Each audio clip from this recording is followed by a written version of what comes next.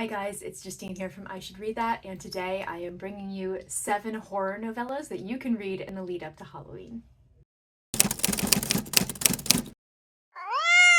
Today is the 24th of October, which means that it is 1 week until Halloween, which means that it is time to cram as many spooky books into your TBR and into your reading as humanly possible. So if you're looking for some shorter horror reads, here are 7 that I would highly recommend. So the first book that I have to recommend is one that I actually discovered because of BookTube, and that is Come Closer by Sarah Gran. In this book, we follow a woman named Amanda who is a successful architect. She's happily married and life seems to be going her way. However, strange things begin to happen, from the classic tapping and scratching on the walls in her apartment to strange things happening to memos to her boss at work, to her kind of just spiraling and descending into madness. And the question is she possessed, or is this her just simply losing her mind? I happen to love when that question is examined in horror, and I also really love the fact that you are reading this story in the first person about a woman who is trapped in her own body. It is so good, it's fabulous. I'm due for a reread on this one. Next up is another favorite book of mine, another one that I am due a reread on, and this is Goddess of Filth by V. Castro.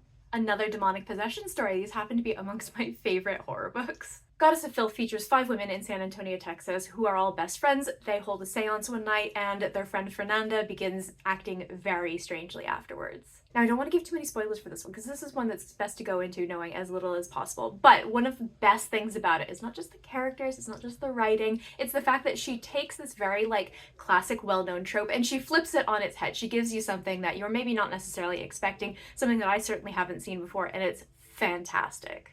I've read a couple of V. Castro books since, and I've not managed to find one that matched my love for this book, but I am still on the hunt if you have any recommendations. Next up, we have a book that you undoubtedly know if you've spent any time in horror circles, and I'm here to tell you that it is just as good as everyone says. This is Ring Shout by P. Djeli Clark. This book is set in 1915, and it's basically an alternate version of America where the Ku Klux Klan are literal actual demons.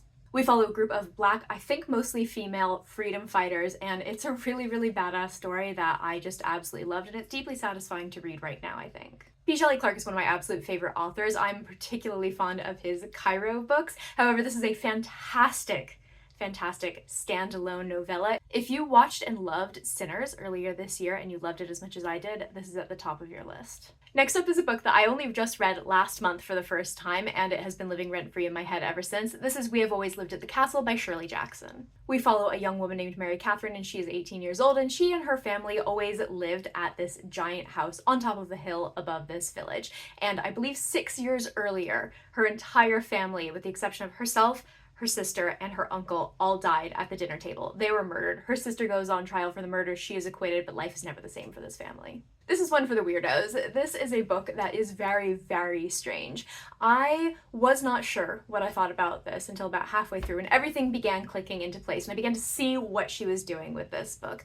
I think that the way that she reveals the characterization of these people that she is following, and the way that she sort of gives you bits and pieces of the past and what's happened is so incredibly clever and wonderful, and I love the way that this all came together in the end. It's a fantastic book. It's very strange though. Next is another strange but deeply impactful book. This is The Ballad of Black Tom by Victor LaValle.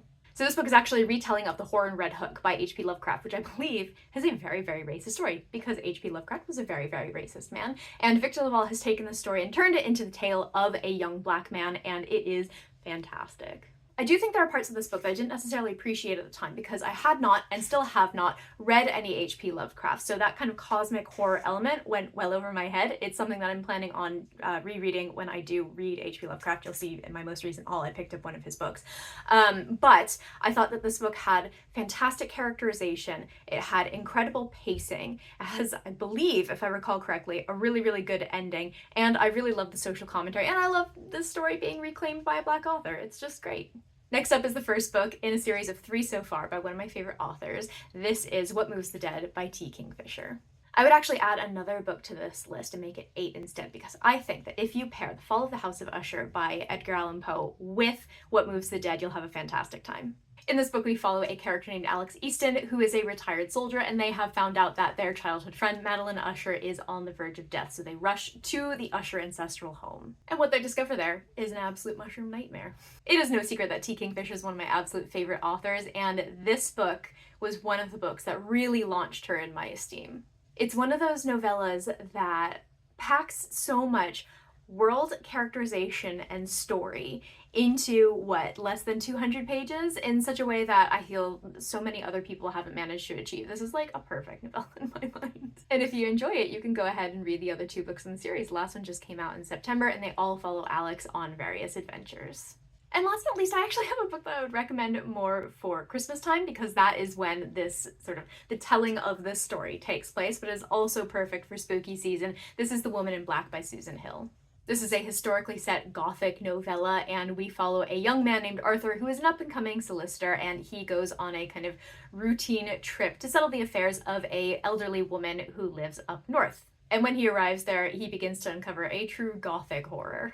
This is a truly fantastic ghost story. I love a good ghost story, and this is one of the absolute best. Susan Hill is such a fantastic writer, and the way that she evokes so much kind of horror and dread in this book is just wonderful. And do yourself a favor, if you have the chance, you should go and see the stage play, because it is so good. And I do think that the theater community in Britain is like contractually obligated to have a showing of The Woman in Black going at some point throughout the year. It seems to always be on.